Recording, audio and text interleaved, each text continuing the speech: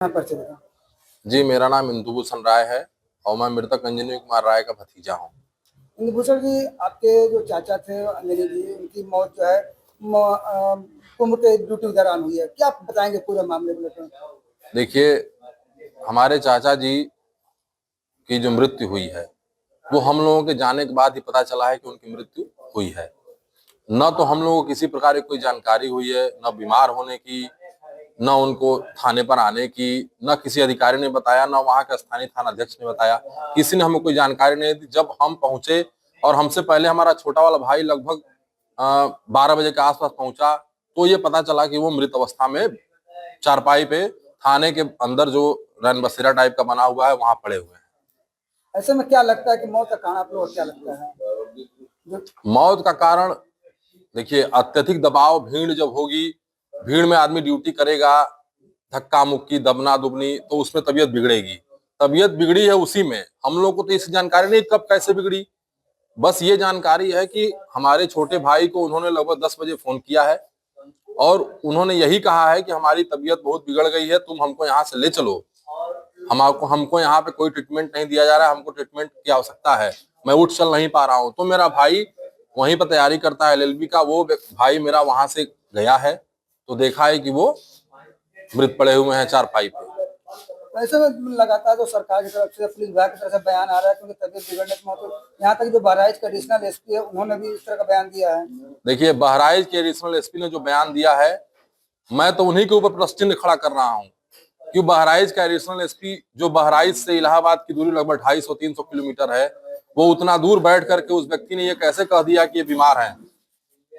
अगर वो व्यक्ति बीमार थे तो मौनी अमावस्या की ड्यूटी उन्होंने कैसे की? अगर वो व्यक्ति बीमार थे तो 9:12 पे उन्हीं के सिपाहियों ने तस्करा डलवाया है कि 9 बजे ये इनकी तबीयत बिगड़ी है और हम लोग इनके अस्पताल में जाकर के डॉक्टर से दवा लिए हैं और दवा लेने के बाद इनको आराम की सलाह दी गई है। अगर आराम की सलाह डॉक्टर बोल रहा है तो इतनी तबीयत कैसे बिगड़ गई कि वो अचानक 11 बजे मर जाते हैं? या तो उनको एडमिट नहीं कराएगा, या तो पुलिस वालों की इसमें साजिश है। इसको कुछ भी कहा जा सकता है। अगर 9 बजे बीमार हैं तो उनको अस्पताल में क्यों नहीं रखे पुलिस वाले?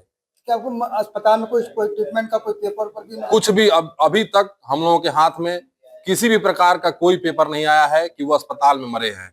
जबकि मेरा भाई जब वहां पहुंचा है तो वो कंबल ओढ़ करके सोए थे। मेरा भाई उनको आवाज दिया, वो नहीं उठे, उनको हिलाया डुलाया, उनके चेहरे पर पानी फेंका। अफरा तफरी में गया थाने पर, तो थाने के उनके बैरक में अगल बगल सिपाही सोए थे। उन लोगों को ये नहीं पता चल पाया कि बगल में हमारे दरोगा की मृत्यु हो गई है। जब मेरा भाई गया तो देखा कि वो मरे पड़े हैं। तो क्या माना जाए कि इनकी मौत जो है मतलब बीमारी से नहीं बल्कि मतलब ड्यूटी के दौरान तो थे ही, इसमें कोई इफ बट नहीं है। वहां भगदड़ हुई है, ये प्रमाणित है। भले कोई कितना हो छुपा ले, भगदड़ में सारे लोगों को बचाने में, सफोकेशन में, भीड़ के दबाव में, परेशानी में इनकी तबीयत बिगड़ी है तो ये थाने पर आए हैं। तो जब थाने पर आए हैं तो थाने की जिम्मेदारी होगी कि इनको अस्पताल में एडमिट कराया जाए। थाने वालों ने इनको एडमिट क्यों नहीं कराया? जबकि माननीय मुख्यमंत्री जी जो इतने बड़े बड़े तमगे लगा करके चल रहे हैं, उन्होंने बताया है कि मैं डिजिटल महाकुंभ, ये महाकुंभ। जब किसी डॉक्टर ने इनका कोई पर्चा नहीं देखा, ना इनको कोई दवा दी, तो इनको कैसे मान लिया जाए कि डॉक्टर के पास ले गया गया है? वहां कोई डॉक्टर की व्यवस्था नहीं थी। मैं गया हूं उस अस्पताल में, मैंने देख करके आया हूं। आप खुद चले जाइएगा, महाकुंभ झूसी कोतवाली थाना के सामने अस्पताल है, आप लोग वहां जाएंगे, उसके आप वहां की स्थिति देखिएगा। 2 चारपाई पड़ी हुई थी, उसमें बिस्तर तक नहीं था और वहां कोई डॉक्टर मौजूद नहीं था। जब मैं वहां देखने के लिए गया तो मैं कैसे मान लूं? क्या आप लोगों के द्वारा कोई पत्र भी लिख कर दिया गया है या लिखवाया गया है? नहीं, हमारे द्वारा कोई पत्र अभी तक नहीं दिया गया है। हमारे द्वारा पत्र दिया जाएगा। अगर हमको न्याय नहीं मिला, हमारे परिवार को न्याय मिला, उनके 3-4 बच्चे हैं, 3-3 बच्चियां हैं, जो 30 और एक बच्चा है, सारे नाबालिग हैं और वो ड्यूटी के दौरान मरे हैं। उनको शहीद का दर्जा तक नहीं दिया जा रहा है। किसी अधिकारी ने हमसे पूछा तक नहीं कि क्या स्थिति है, क्या नहीं स्थिति है। जब पुलिस विभाग के एक सब इंस्पेक्टर के साथ ऐसी घटनाएं हो जा रही हैं तो आम नागरिक के साथ क्या होगा, वो तो भविष्य के गर्त में है। ऐसे में जिस तरह से पुलिस का जो बयान आ रहा है, तो क्या लग रहा है पुलिस किसी दबाव में ये बयान दे रही है क्या? बिल्कुल, मैं तो अब यही मानूंगा कि पुलिस ने दबाव में बयान दिया। मुझको तो ये पता ही नहीं है। अब ये बताइए कि जब मेरा भाई वहां पहुंचा है 11:30-12 बजे, तो वो मृत पाए गए हैं और 9 बजे वहां पे इनके जीडी में तस्करा पड़ा है कि ये बीमार हैं। हमको तो यही शक है कि ये 9 बजे किसी के दबाव में लिख दिए हैं कि बीमार हैं। हमको तो ये लग रहा है कि पहले ही से मर चुके हैं।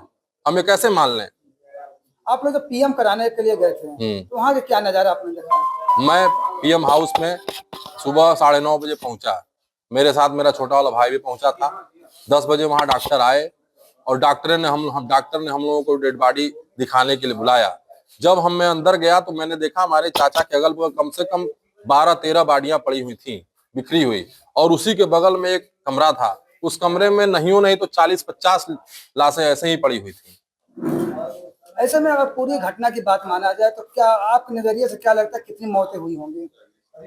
देखिए, अब इस तरह तो कहा जाए तो मैं तो वहां में गया था, मैं सिर्फ एक रात ही रह पाया था। अगले दिन मैं पोस्टमार्टम हाउस गया, लेकिन मैंने वहां सुनी सुनाई चीजें जो भी सुनी, मैं तो अपनी आंख से देखा ही था। 12-13 लाशें मेरे चाचा के बगल में और 40-50 लाशें सामने, तो 60 लाशें तो ऐसे ही सामने मेरे दिख गई। तो 30 लाशों का जो आंकड़ा सरकार ने बोला हो तो ऐसे ही गलत लग रहा है। इसको मैं कैसे मान लूं कि 30 ही लोग मरे हैं? हमारे चाचा जी भी जो वहां झूसी में भगदड़ हुई है, जो बहुत मीडिया चैनलों ने दिखाया है, हो ना हो वहीं इनकी तबीयत बिगड़ी हो और उसको छुपाने के लिए ले आकर थाने पे सुला दिया गया इनको। मैं इसको कैसे मान लूं? ऐसे में अब तो जो भी घटना हो गई, अब आगे अब आप लोग का क्या रहेगा? देखिए, आगे मेरा यही रहेगा कि अगर हम लोगों को उचित न्याय नहीं मिला तो मैं खुद अधिवक्ता हूं, मैं खुद हाई कोर्ट में PIL दाखिल करूंगा और पार्टी बनाऊंगा वहां के जो बने हैं मेला अधिकारी और जो वहां के मेन अधिकारी है सबको, कि हमको वहां जब डिजिटल कुंभ है तो सारे वहां CCTV फुटेज लगे हैं, हमको फुटेज दिखाया जाए कि हमारे चाचा उस वक्त कहाँ थे, वो कितने बजे मरे। नहीं तो मैं PIL दाखिल करके सबको, मैं अपने न्याय पाने के लिए सबको उसमें मैं घसीटूंगा। इंद्रभूषण जी, अभी जैसे आपने बताया कि आपके चाचा की जो मौत हुई और जब आपके भाई गए थे और उसमें जो है एम्बुलेंस आने में और क्या किस तरह की लापरवाही हुई? मेरा भाई वहाँ पे लगभग जब 11:30-12 बजे के आसपास पहुँचा तो वो पहुँचने से पहले उनको लगातार फ़ोन लगा रहा था, फ़ोन उनका उठ नहीं रहा था। जब वहाँ गया तो थाने में पूछा तो लोग बोले कि पीछे बैरक है, वहाँ चले जाओ। जब वो बैरक में गया है तो मेरे चाचा जैसे आदमी सोता है वैसे ही पड़े थे और उनको मेरे भाई ने जगाने की कोशिश की। मेरे भाई ने उनके ऊपर पानी छिड़का और छिड़कने के बाद अपना तफरी, वो छोटा है, लगभग 21-22 साल का मेरा भाई है, वो परेशान हो गया। वो गया, पुलिस वालों को बताया तो लोग आए तो वो मृत अवस्था में पड़े थे और उस समय उनकी मृत्यु होने के बाद रात में 11 बज गए और सुबह के 12-11:30 बजे का मरा हुआ व्यक्ति, जो एक सब इंस्पेक्टर जो 1 महीने से वहाँ देश की सेवा के लिए महाकुंभ में ड्यूटी कर रहा है, 12 घंटे हो गए उसके पास एम्बुलेंस नहीं पहुंची थी। उसका प्रमाण मेरे पास है। मैंने लगभग 10 बजे ट्वीट किया है, ट्वीट होने के बाद फिर एम्बुलेंस पहुंची है।